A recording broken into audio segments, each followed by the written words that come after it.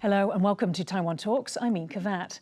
What do two high-level European leader visits to India tell us about New Delhi's efforts to bolster security, the challenge that India still feels from China despite a recent border truce, and New Delhi's desire to diversify from Russia?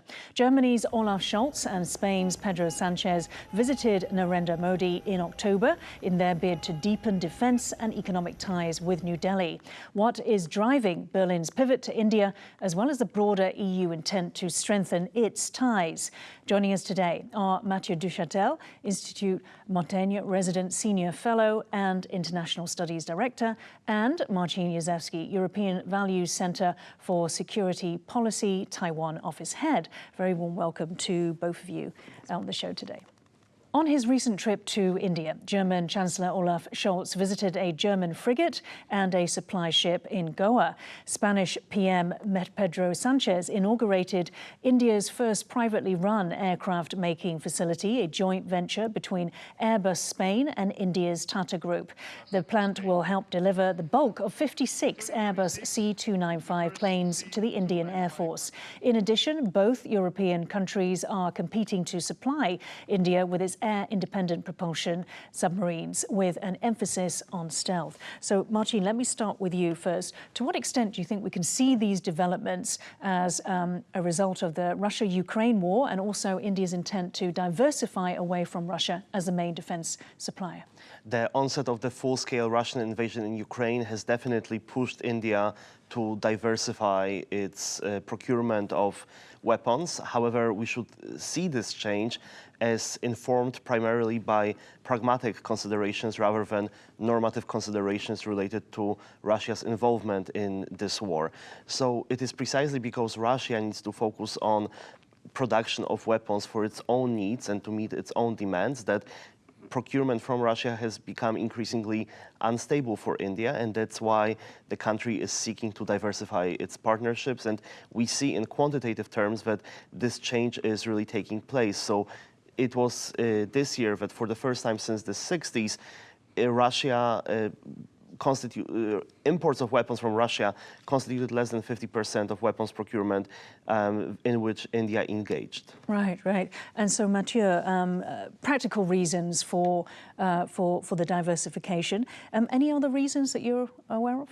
Well, I think that India has a foreign policy framework based on multi-alignment. It's something that Modi has really put forward. So there's been a search for diversification that has been constant in Modi's foreign policy. And I think the attitude of European countries have changed as well when it comes to security and defense cooperation with India.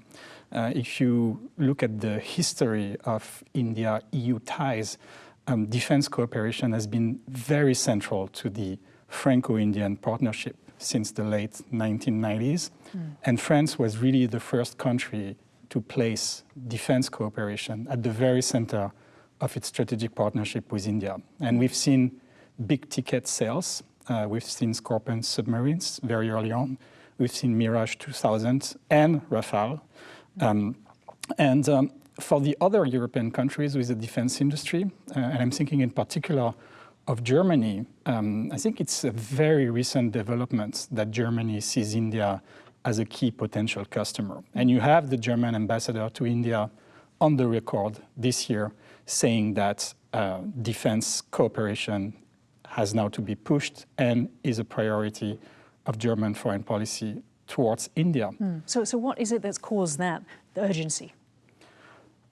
It depends for which side. From Germany's side. I think from Germany's side, there is also a key consideration for the German side, which is to diversify away from China. I think China's shadow is all over the Germany-India relationship.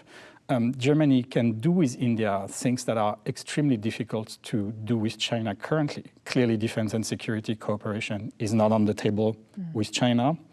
What Germany is seeking to achieve in terms of labor relations with India, welcoming to German soil skilled workers from India is something that is no longer possible with China. So there are some very specific issues on the German agenda for which India can constitute a very good partner. Is there a very good fit that we could say between Narendra Modi's Make in India strategy and also Germany's Focus on India strategy, which I believe is the white paper that Mathieu mentioned? I believe that it remains to be seen whether the fit is really there, because on the one hand, we see the Made in India approach that Modi is pursuing, as you mentioned. There's also another complementary strategy that the BJP is currently pushing in India, the strategy of India's self-reliance, the Atmanirbhar Bharat strategy. And at the same time, in Europe, we also see a push to increase self-reliance of European countries in our own defense industrial upgrading in terms of production and procurement. So the first ever industrial defense strategy that was put forward by the European Union foresees very clear quantitative goals where, for example, by 2030, a very high percentage of defense procurements is supposed to happen within Europe. So I think that in a way, in both Brussels and Delhi, we are seeing efforts to atomize defense production, and this push for self-reliance might actually cause some friction. Mathieu, we should also mention the collapse of the German government, and there likely will be an election that will be called in the near future. How much of that would impact Germany's Focus on India strategy? What I think the restructuring of German foreign policy towards the Indo-Pacific region away from pure focus on China, from a very Sino-centric approach, is probably something very structural that will survive a change of government.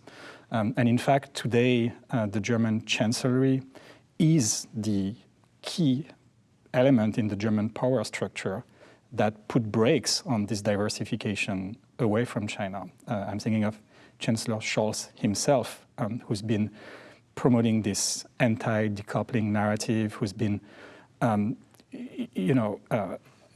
opposing a too obvious shift away from China. And I think once a new German government will come after the general election, probably in March next year, this reorganization of German foreign policy and this diversification away from China in the Indo-Pacific region will become even more important. Okay, so you think it could actually speed up?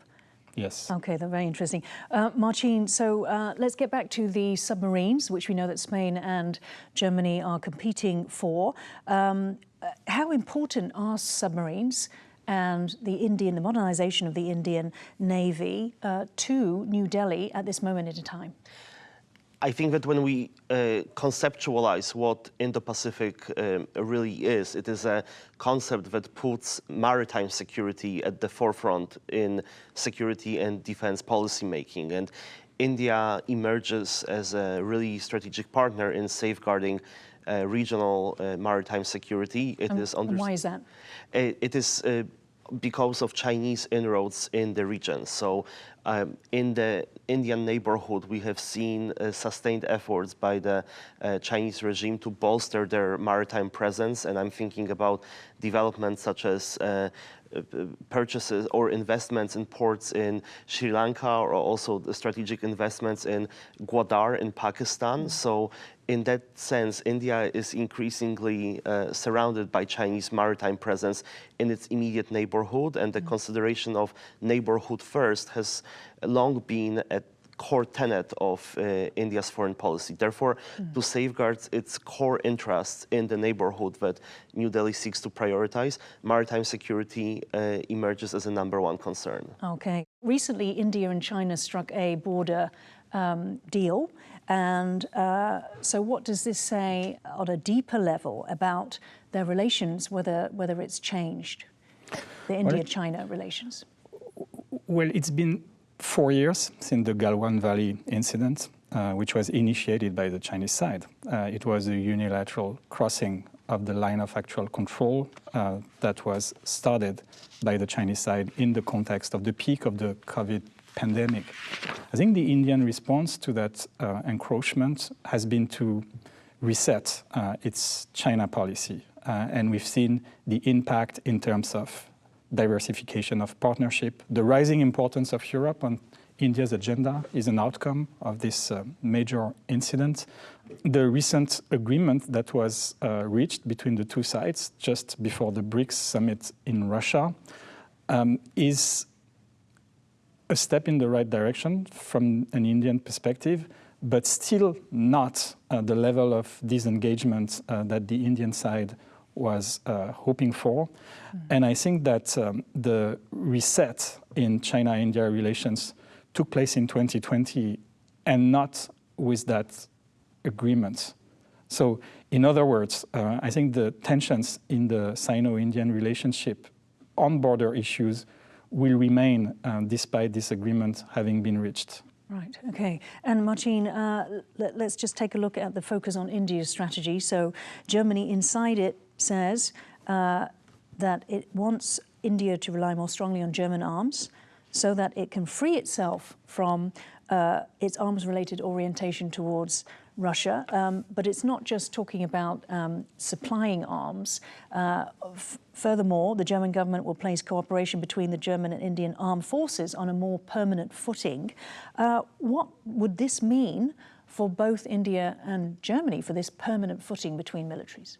I believe that it is also important to see what are the links between the Indian defense industry and other powers in the region. The largest client of India's defense industry is Myanmar and its current military regime. So with Myanmar as the largest purchaser of products coming out of India's defense industry, I believe that this stronger and more permanent presence could be important to monitoring the transfer of these strategic technologies and limit those flows into undesirable hands. Right, okay. Now, India maintains long-standing ties with Moscow, dating back to the Cold War era. During the 75th anniversary NATO summit in July 2024, the US and its allies criticized Modi's bear hug with Vladimir Putin in the face of their attempts to isolate Moscow.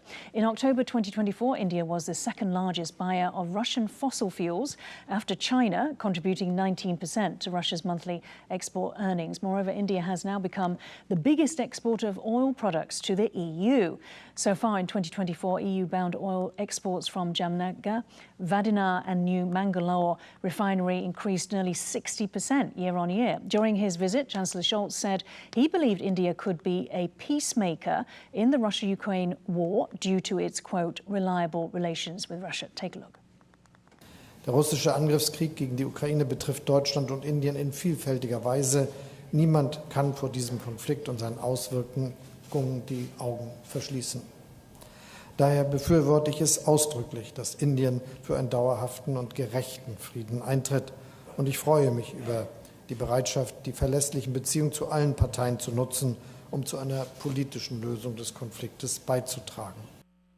Mathieu, previously the EU had criticized India for their purchases of Russian oil, saying that this was helping to fund Putin's war machine. So do you think that there has been a change in attitude? Actually, you did mention that in your very first answer, a change in attitude towards India. Yeah, I think that there are two separate issues here. The first one is the question of transfers of Indian dual-use technology to the Russian arms industry, which is a fairly recent development, but one that is potentially highly significant in terms of its impact on Europe-India relations, because we are talking of a direct threat to the European security order. According to US statistics that were released during the summer, there's been a flow of Indian technologies such as microchips or machine tools and a value of about $60 million per month in April and May of this year. Mm-hmm. By comparison, Chinese transfers of dual-use technology to Russia are estimated to be around 300 million, so it's really not the same scale.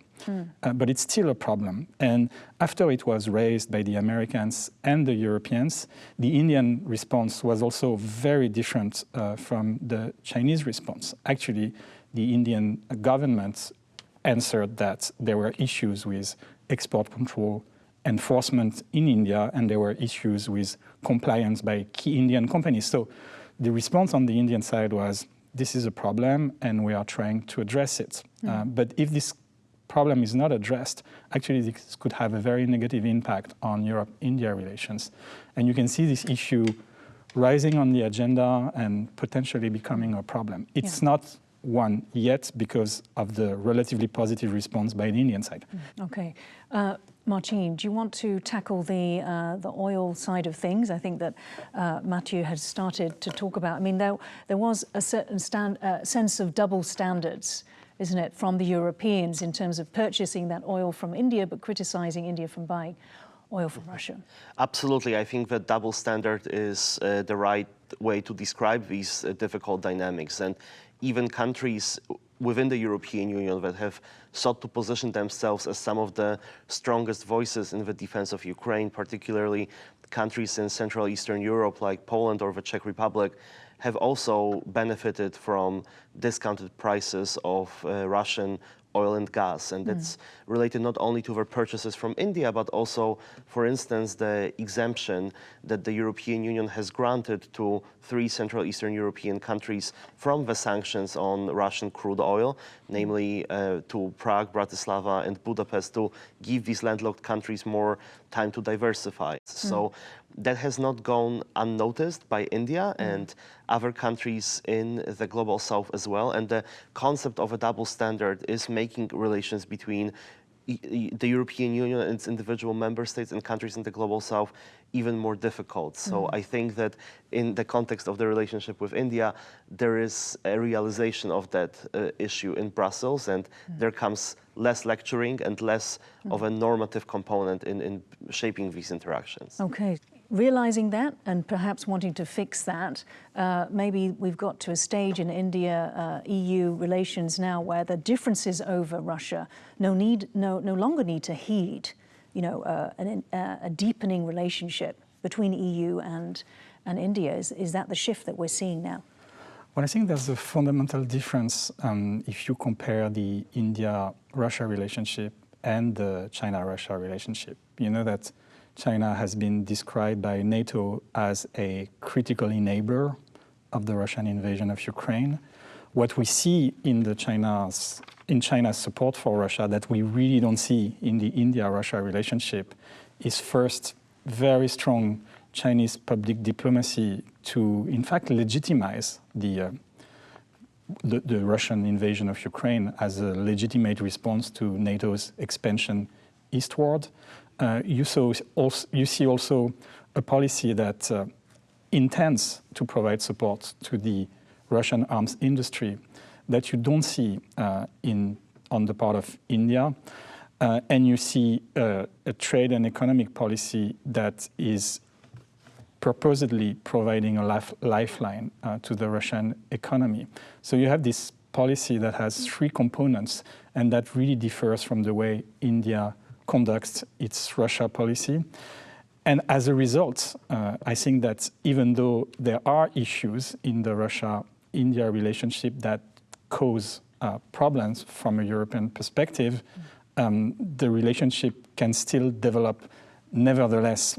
In early November, the US State and Treasury Department sanctioned nearly 400 entities, including 19 Indian companies and 2 Indian nationals, quote, for enabling Russia's prosecution of its illegal war. This is significant, given that Washington has previously refrained from taking steps against New Delhi for continuing trade with Moscow. Now, US President-elect Donald Trump has also threatened 20% tariffs on global imports into the US, with neither the EU nor India immune from that threat. Here was Trump on the campaign trail. Take a look. And I say the most beautiful word in the entire dictionary of words is the word tariff. I love tariff. I can make anybody do anything through the use of tariffs. I can keep people out of war. I can keep us out of war. So, Martine, to what extent will all this accelerate, India's intent to build ties with the EU? I think that there is a realization not only in India, but in other countries in the Indo-Pacific as well, that it is no longer feasible to rely on the United States as a provider of global public goods, which are necessary for maintaining both prosperity and stability of countries such as India. And when I speak of global public goods, what I have in mind is regional security, ensuring freedom of navigation to sustain open trading routes in the maritime domain and so on. So I definitely think that the era of instability, which has been ushered in after November 5th in the United States, is going to accelerate the formation of a lattice of new partnerships, and that includes the partnership between the European Union and India. China is currently the EU's second largest trading partner for goods after the United States. So with those possible, 20% tariffs coming in,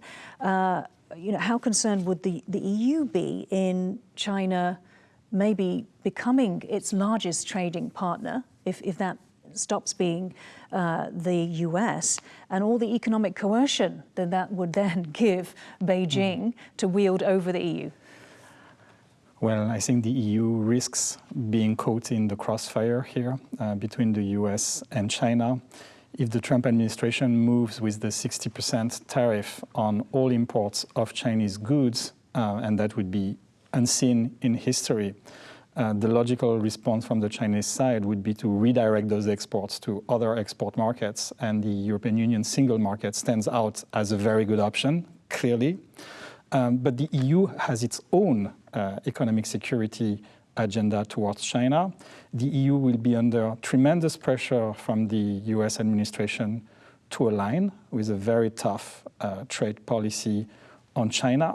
So how will the EU react under those conflicting pressures coming from the US and China? I believe it's a bit early to tell, but my instinct tells me that the economic security agenda and the overall transatlantic orientation of the European Commission is more likely to produce a form of transatlantic China policy that is coordinated despite all the disagreements, including disagreements in principles regarding multilateralism, WTO, etc., etc. Okay, now let's try to get in the very final question, which is about that transatlantic alliance. The US-European alliance has arguably been the bedrock of the global system, certainly the Western-led system that we know today. But that core alliance is slowly weakening. Over the past several years, Washington's attention has been shifting to China and the Indo-Pacific region, and European leaders fear they are slipping down Washington's priority list. So, Marcin, how much of European countries' pivot to India can we see within that context? I think that some of the European countries that have sought to establish stronger ties with India actually have some of the strongest and most pro-US foreign policies from within the bloc. So one visit that we didn't talk about today that I believe was quite historic was Narendra Modi's visit to Poland, followed by his visit to Ukraine on the 70th anniversary of the establishment of diplomatic relations between Warsaw and New Delhi. And the main objective here was to elevate ties between Poland and India to the level of strategic partnership, making India only the fourth country in the Indo-Pacific region to enjoy relationship at this level with Poland. And at the same time, Poland remains to be one of the most Washington-friendly and Washington-oriented countries within the European Union. So I believe that this push can also exist outside of the context of transatlantic tensions, even if I still find it true to say that the push within the European Union to bolster its partnerships with partners in the Indo-Pacific, including Delhi, can be hastened by developments on the other side of the Atlantic. So, Mathieu, how much is there a sense that having stronger ties with the Indo-Pacific will make the EU more valuable, more relevant, and of more value to the US? Well, it's a difficult question. I would argue that if the Europeans agree to finally take more responsibilities to maintain the security order and peace in Europe through defense spending and military modernization, I think their appetite to play a greater security role in the Indo-Pacific will probably diminish or will not increase beyond what we already see, some regular naval transits in the Taiwan Straits or in the South China Sea, but that would be limited. But I think what really matters here is the economic security component and the trade, investment, and technology partnership diversification. And here I would agree with Martin that this diversification is, in fact, going to increase in the pace of this diversification will increase because it's in the interest of the Europeans to do so, regardless of the other dimension, which is the European security order. It's actually quite complementary. Okay, we're going to have to end it there. Thank you so much, Mathieu Duchâtel and Martin Jezewski, for joining Taiwan Talks today. If you liked our show, please search for us on YouTube. Give us a thumbs up and hit subscribe to our channel. Thank you for watching the show today. Stay safe and see you next time.